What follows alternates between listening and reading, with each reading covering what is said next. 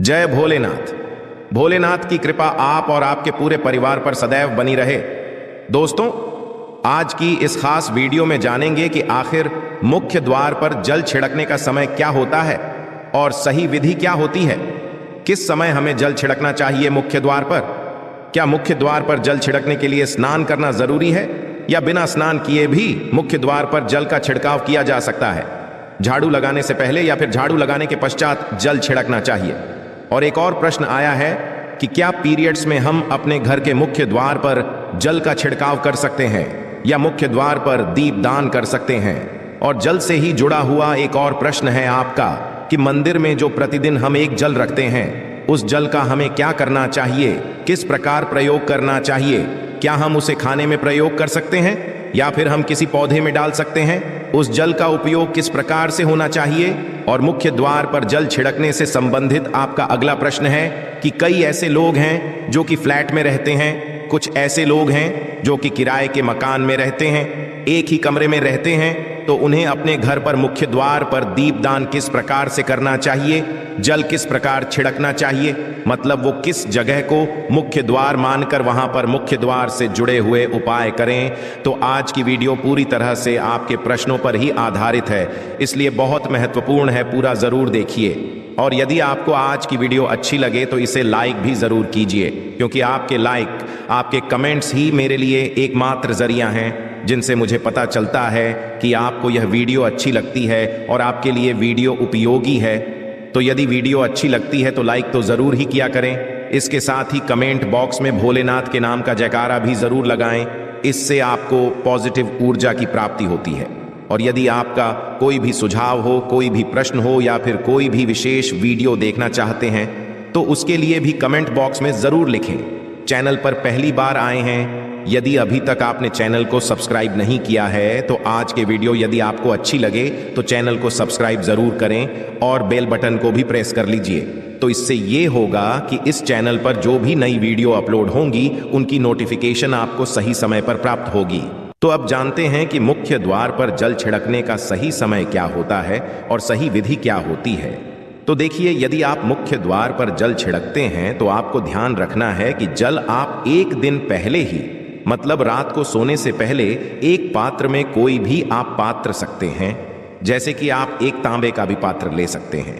तांबे का ना हो तो आप पीतल का ले सकते हैं, स्टील का ले सकते हैं, चांदी का ले सकते हैं। जो भी पात्र आपके पास उपलब्ध हो, एक लोटे में थोड़ा सा गंगा जल डाल दीजिए और उसके ऊपर शुद्ध जल भर दीजिए। और हाँ, गंगा जल ना हो तो भी परेशान होने की आवश्यकता नहीं है, सिर्फ शुद्ध जल से भी आप पत्र को भर सकते हैं। जल से भरे पात्र को अपने घर की रसोई में रख दीजिए। अब जैसे कि आप अगले दिन सुबह उठकर इस जल का छिड़काव अपने घर के मुख्य द्वार पर करेंगे। अब बहुत से भक्तों के प्रश्न आए हैं कि क्या हम स्नान से पहले ये जल छिड़क सकते हैं या फिर स्नान करना जरूरी है। देखिए, मुख्य द्वार पर जो सुबह सवेरे सबसे पहले जल छिड़का जाता है, जैसे कि जो रसोई में रखा हुआ जल होता है, ये एक तरीके से उपाय के तौर पर किया जाता है। घर में किसी भी प्रकार की परेशानी हो, किसी भी प्रकार के दुख दर्द रहता हो, गरीबी हो या फिर कलह क्लेश बहुत अधिक रहता है, मतलब किसी भी प्रकार की नेगेटिव ऊर्जा से आप परेशान हैं, बहुत समय से परेशानियों में ही घिरे हुए हैं, तो ऐसे में घर की रसोई में जल रखा जाता है और यही जल घर के मुख्य द्वार पर सुबह उठकर छिड़का जाता है। इस जल के छिड़काव से आपके घर की कोई भी परेशानी हो बहुत शीघ्र समाप्त हो जाती है। उपाय को करने से आपके घर में सुख समृद्धि भी आती है, कलर क्लेश से भी मुक्ति मिलती है, बीमारियों से भी मुक्ति मिलती है। मतलब देखिए, किसी भी प्रकार की मानसिक परेशानी हो, शारीरिक परेशानी हो, आर्थिक तंगी हो या आपके घर में कोई वास्तु दोष हो, किसी भी प्रकार का ग्रह दोष हो, जैसे कि कई बार ऐसा होता है कि कई लोगों के ऊपर कई प्रकार के बुरे ग्रह दोषों का प्रभाव होता है, जिसकी वजह से घर में परेशानियां सदैव बनी रहती है, तो ग्रह दोषों के प्रभाव से भी आपको मुक्ति मिलती है। दोष और पितृदोष भी समाप्त होता है। इसके साथ ही जैसे कि बहुत से लोगों के प्रश्न होते हैं कि उनके ऊपर किसी ने कुछ कर करा दिया है, उनके परिवार में किसी भी प्रकार की पहले कोई परेशानी नहीं थी, किंतु अभी कुछ समय से परेशानियां लगातार आती ही जा रही हैं और कोई रास्ता नहीं मिल रहा है। परेशानी से निकलने का तो किसी के भी किए कराए, तंत्र मंत्र का प्रभाव हो, किसी की बुरी नजर का प्रभाव हो, तो भी आपके इस उपाय से, मतलब इस एक लोटे जल से आपकी परेशानी स्वतः ही कुछ दिनों में हो जाती है। तो यह घर की सभी परेशानियों से मुक्ति पाने का रामबाण और सबसे सरल, सबसे आसान उपाय होता है जो हमारे शास्त्रों में वर्णित है। तो आप अपने घर की रसोई में एक लोटा जल रखें, रात में भरकर और प्रातःकाल जल्दी उठकर उसी जल से अपने घर के मुख्य द्वार पर छिड़काव कीजिए। अब जैसे कि बहुत से लोगों के प्रश्न आते हैं कि यह जल हमें किस समय अपने घर के मुख्य द्वार पर छिड़कना चाहिए, तो देखिए, सुबह सूर्योदय होने से पहले इस जल का छिड़काव आपके घर के मुख्य द्वार पर हो जाना चाहिए। आप चाहे इसके पश्चात आप शुद्ध जल से, मतलब किसी भी दूसरे जल से अपने घर के मुख्य द्वार को धोते हैं तो पश्चात में भी धो सकते हैं, कोई समस्या नहीं है। किंतु इस जल का छिड़काव घर के मुख्य द्वार पर सूर्योदय होने से पहले हो जाना चाहिए। और अब जैसे आपका अगला प्रश्न है कि क्या हमें स्नान करके इस जल का छिड़काव अपने घर के मुख्य द्वार पर करना चाहिए या फिर बिना स्नान किए भी कर सकते हैं। ये जो हम जल छिड़कते हैं, मतलब ये एक उपाय होता है, तो इसे हम स्नान करने के पश्चात नहीं करते हैं। सुबह जल्दी उठते हैं और उठकर सबसे पहले घर की रसोई में जाएंगे, उसके पश्चात उस जल को लेकर आप घर के मुख्य द्वार पर जाएंगे। मुख्य द्वार खोलकर, मतलब मेन गेट खोल दीजिए और उसके पश्चात मुख्य द्वार पर इसी जल का छिंटा दीजिए, छिड़काव कर दीजिए। और जल का छिड़काव करते समय अपने पितरों का ध्यान कीजिए, माँ का ध्यान कीजिए, क्योंकि कहा जाता है कि सुबह सुबह माँ लक्ष्मी प्रत्येक द्वार पर आती है, सबके द्वार पर आती है। जिनके भी द्वार खुले होते हैं, जिनके घर में जल का छिड़काव मुख्य द्वार पर हुआ रहता है, उसके घर में वह प्रवेश कर जाती है। तो माँ लक्ष्मी का अपने मन में ध्यान कीजिए और एक तरह से प्रार्थना कीजिए कि हे माँ लक्ष्मी, आप मेरे घर में प्रवेश करें, मैं आपका स्वागत करने के लिए तैयार हूं। और इसके पश्चात अपने पितरों का ध्यान कीजिए, क्योंकि हमारे घर की जो दहलीज होती है वहीं पर पितरों का वास माना जाता।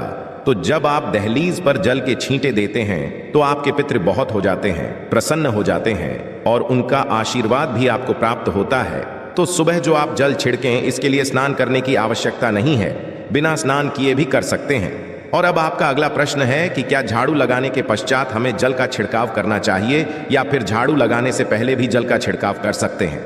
देखिए, जैसे मैंने आपको पहले ही बताया, सोकर उठने के पश्चात सबसे पहला कार्य जो आपको करना है वो जल का छिड़काव ही करना है। उसके पश्चात आप झाड़ू लगा सकते हैं, किंतु एक चीज का ध्यान रखिए, जब हम सोकर उठते हैं तो सबसे पहले बिस्तर पर बैठे हुए ही अपने दोनों हथेलियों को जोड़कर और दोनों हथेलियों को सामने से जोड़कर पूरी हथेली को देखा जाता है, उसमें माँ लक्ष्मी का ध्यान किया जाता है। उसके साथ ही पंच देवताओं का ध्यान किया जाता है। देवता कौन कौन से होते हैं? माँ दुर्गा, भगवान शिव, भगवान श्री हरि विष्णु, गणपति गजानन और भगवान सूर्य देवता। पंच देवताओं का ध्यान हम अपने हाथों में ही करते हैं, हथेलियों में ही करते हैं। करा करें। वास्ते लक्ष्मी कर्मदेह, सरस्वती कर्मूले, तू गोविंदा प्रभाते प्रदर्शन। हम इस मंत्र का उच्चारण आप चाहें तो कर सकते हैं, नहीं करते हैं तो भी कोई बात नहीं। अपने इष्ट देवता का और पंच देवताओं का ध्यान अपनी हथेलियों में कर लीजिए।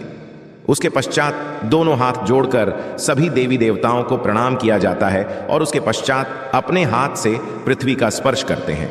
धरती को छूकर प्रणाम करते हैं 2 बार या 3 बार और उसके पश्चात अपना दाहिना पांव पृथ्वी पर रखते हैं, धरती पर रखते हैं। उसके पश्चात ही बाकी के जो सभी कार्य होंगे वो उसके पश्चात ही किए जाएंगे। जल का छिड़काव आप उसके पश्चात ही करेंगे। सुबह उठने के पश्चात सबसे पहले हथेलियों के दर्शन, फिर धरती को प्रणाम कीजिए, फिर धरती पर पैर रखिए और उसके पश्चात रसोई में जाकर आपको जल लेना है और घर का मुख्य द्वार खोलकर मुख्य द्वार पर जल का छिड़काव करना है, माँ लक्ष्मी का और अपने पितरों का ध्यान करना है। उसके पश्चात आप अपने घर में आ जाएंगे और उसके पश्चात जो भी आपके रूटीन वर्क होते हैं, मतलब झाड़ू लगाएंगे या फिर आप स्नान करेंगे, ये सभी उसके पश्चात किए जाएंगे।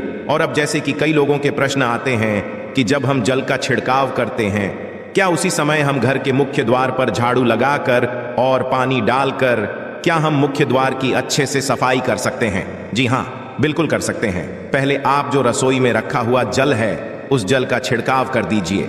उसके पश्चात और भी पानी डालकर, मतलब यदि आपके पास जल और उपलब्ध है तो और जल, और घर के मुख्य द्वार की अच्छी तरह से झाड़ू से या कैसे भी सफाई कर सकते हैं। और कई लोगों के प्रश्न आए हैं कि हम किसी फ्लैट में रहते हैं या फिर किसी ऐसे कमरे में रहते हैं, किराए के कमरे में, कि हमारे पास एक ही कमरा है, तो हम जल का छिड़काव या फिर दीपदान कहाँ पर करें? किसी हम अपना मुख्य द्वार माने।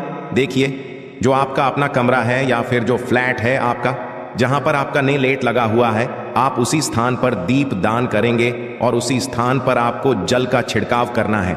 मतलब जहां पर आपका यदि एक ही कमरे का मकान है तो आपके कमरे का जो दरवाजा है वहीं पर आपको थोड़ा सा जल छिड़कना है और वहीं पर आप दीपदान भी करेंगे। जो कि मुख्य द्वार से जुड़े हुए उपाय होते हैं वो आप अपने घर के मतलब जो अपना कमरा है उसके बिल्कुल दरवाजे के पास ही करेंगे। और आपका अगला प्रश्न है कि क्या पीरियड्स में हम अपने घर के मुख्य द्वार पर जल का छिड़काव कर सकते हैं, दीप दान कर सकते हैं? देखिए, जल का छिड़काव करने के लिए पीरियड्स हो या ना हो उसे कोई फर्क नहीं पड़ता, आप जल का छिड़काव कर सकते हैं। रही बात दीपदान की, तो दीपदान देखिए कार्मिक पूजा में आ जाता है और कार्मिक पूजा हम बिना शुद्ध हुए नहीं कर सकते हैं। मतलब पीरियड समाप्त होने के पश्चात ही आप कर सकते हैं। बाकी जल का छिड़काव आप कभी भी कर सकते हैं, मैं भी कर सकते हैं, कोई समस्या नहीं है। और अब आपका प्रश्न है कि क्या मंदिर में जो हम जल रखते हैं क्या वो रखना जरूरी है, और यदि हम रखते हैं तो उस जल का क्या करें? देखिए, मंदिर में जल रखना बहुत जरूरी है। जल एक ऐसी चीज होती है जिसमें सभी प्रकार की जो एनर्जी होती है ऑब्जर्व हो जाती है। तो जो हम पूजा पाठ करते हैं, मंत्रों का जप करते हैं या वहां पर प्रार्थना करते हैं, जो भी हमारे अपने मन की कामना भी कहते हैं से तो सभी चीजें उस जल में समाहित हो जाती हैं। इसलिए पूजा करने से पहले घर के मंदिर में एक लोटा जल रखा जाता है और उसके पश्चात दीपदान मतलब एक दीपक प्रज्वलित कर दिया जाता है। यह अग्नि और जल का एक तरह से बैलेंस भी हो जाता है और इसलिए शास्त्रों के अनुसार घर के मंदिर में एक लोटा जल भी सदैव होना चाहिए और दीपक भी प्रज्वलित करना चाहिए। तो अब इस जल का करना क्या चाहिए? देखिए, हम जल रखते हैं, सुबह की पूजा में रखते हैं, मतलब सुबह जो हम पूजा करते हैं प्रातःकालीन पूजा, उस समय जल रखा जाता है और वो जल हम अगले दिन उठाते हैं। मतलब जब आप अगले दिन पूजा करने जाते हैं, स्नान इत्यादि करने के पश्चात तो आप उस जल को उठाते हैं। सबसे पहले तो उस जल का प्रयोग सुन लीजिए। आप अपने घर के सारे कमरों में मतलब पूरे घर में उस जल का छिड़काव करते हैं। इससे आपके घर का शुद्धिकरण हो जाता है क्योंकि वो बहुत ही पॉजिटिव एनर्जी से भरा हुआ जल होता है। उस जल का छिड़काव करने से किसी भी प्रकार की नेगेटिव ऊर्जा का प्रवेश आपके घर में नहीं होता। किसी भी प्रकार की परेशानी आपके घर में हो, यदि आप नियमित तौर पर उस जल का छिड़काव करें अपने घर में, तो निश्चित ही आप परेशानियों से मुक्ति पा जाते हैं कि ये कराएं, तंत्र मंत्र के प्रभाव से मुक्ति पा जाते हैं। इसका उपाय आप कर सकते हैं। जैसे कि घर में कोई बीमार है तो आप इस जल को उस व्यक्ति को पीने के लिए दे सकते हैं और ये जल इतना पावरफुल होता है कि इस जल को पीने से बड़ी बीमारियों से मतलब लंबी बीमारियों से भी धीरे धीरे राहत मिलने लग जाती है। कई बार होता है ना कि आप लोगों के प्रश्न आते हैं कि दवाई तो हम कर रहे हैं किंतु दवाई हमें लगती ही नहीं है, दवाई का कोई प्रभाव ही देखने को नहीं मिलता। तो ऐसे यदि उस जल को पीने के लिए रोगी को दिया जाए तो बहुत अच्छी दवाइयां काम करने लग जाती हैं। और जैसे कि परिवार में यदि बहुत अधिक कलह क्लेश रहता है, सदैव आपस में सामंजस्य बनता ही नहीं है, आपस में हर बात पर मतभेद होता है, तो परिवार के सभी सदस्य इस जल में से यदि थोड़ा थोड़ा पीते हैं तो धीरे धीरे विचारों में परिवर्तन आने लग जाता है। पॉजिटिव विचार सभी के होने लग जाते हैं और आपस में समन्वय होने लग जाता है। कलह क्लेश और मतभेद सदैव के लिए समाप्त हो जाता है। और मंदिर में रखे हुए जल का अगला उपाय क्या है?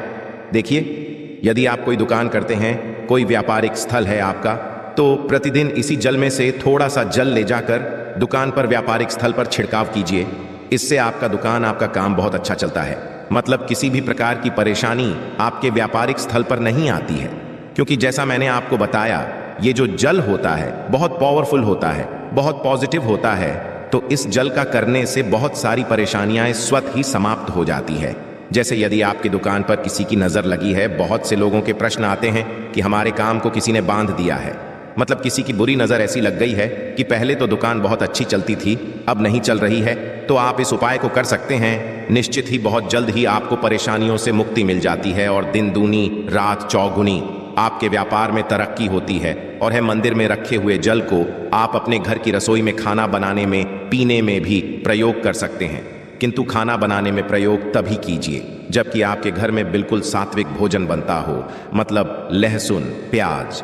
यदि आपके घर में बनता हो तो खाना बनाने में इस जल का प्रयोग नहीं किया जा सकता है। फिर आप इस जल को थोड़ा थोड़ा परिवार के सदस्य मिलकर ग्रहण कर सकते हैं और बचे हुए जल को आप अपने घर में पौधों में डाल सकते हैं। तो देखिए, ऐसा नहीं है कि मंदिर पर रखा हुआ जल बेकार होता है, किसी काम का नहीं होता है। बहुत सारे उपयोग इस जल के होते हैं। यदि हम सही तरीके से प्रयोग करें तो अपने जीवन की बहुत सारी परेशानियों का समाधान मात्र इसे एक लोटे जल से हम कर सकते हैं। तो ध्यान रखिए कि मंत्रों से अभिमंत्रित जल बहुत महत्वपूर्ण होता है, बहुत शक्तिशाली होता है, और हमारे घर के मंदिर पर रखा हुआ जल देवताओं का आशीर्वाद होता है, क्योंकि पूरे समय वह देवताओं के पास होता है।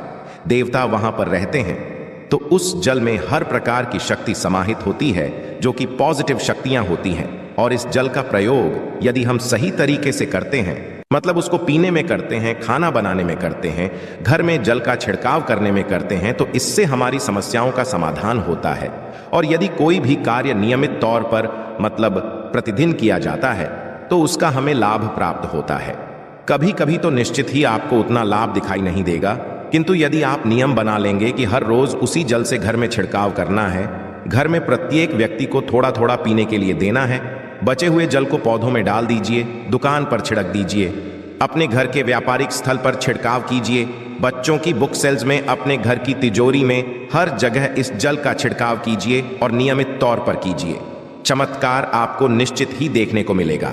इसी प्रकार से जो रसोई में रखा हुआ जल होता है, उसका छिड़काव अपने घर के मुख्य द्वार पर कीजिए, तो इसका भी आपको लाभ बहुत ही शीघ्र दिखाई देगा। किंतु इसे अपने रूटीन में शामिल करना होगा, प्रतिदिन नियम से यह कार्य करना होगा, तभी आपको लाभ देखने को मिलेंगे। और हाँ, कई लोगों के प्रश्न आते हैं कि मंदिर पर जो रखा हुआ जल होता है, तो जब हम अगले दिन उठाते हैं तो उसमें कई बार कुछ चीजें पड़ जाती हैं, ही कीड़े मकोड़े पड़ जाते हैं, क्योंकि खुला होता है। तो क्या हम उसे ढक सकते हैं? जी हाँ, बिल्कुल ढक सकते हैं। जब आप पूजा करते हैं सुबह के समय, तो जब तक पूजा कर रहे हैं, जब तक मंत्रोच्चारण कर रहे हैं, तब तक जल खुला रखिए। और उसके पश्चात जैसे कि आप पूजा पर से उठते हैं, तो उससे पहले जल को किसी भी प्लेट से या कटोरी से ढक दीजिए। फिर जब आप अगले दिन उस जल को उठाएंगे, तो बिल्कुल शुद्ध और साफ सुथरा जल आपको मिलेगा, और उस जल का प्रयोग आप अपने किसी भी कार्य में कर सकते हैं। आशा है कि आज की इस प्रस्तुति में बताई गई जानकारी आपको अच्छे से समझ आ गई होगी। वीडियो अच्छा लगा हो तो एक लाइक अवश्य कर दें। धन्यवाद वीडियो के अंत तक बने रहने के लिए।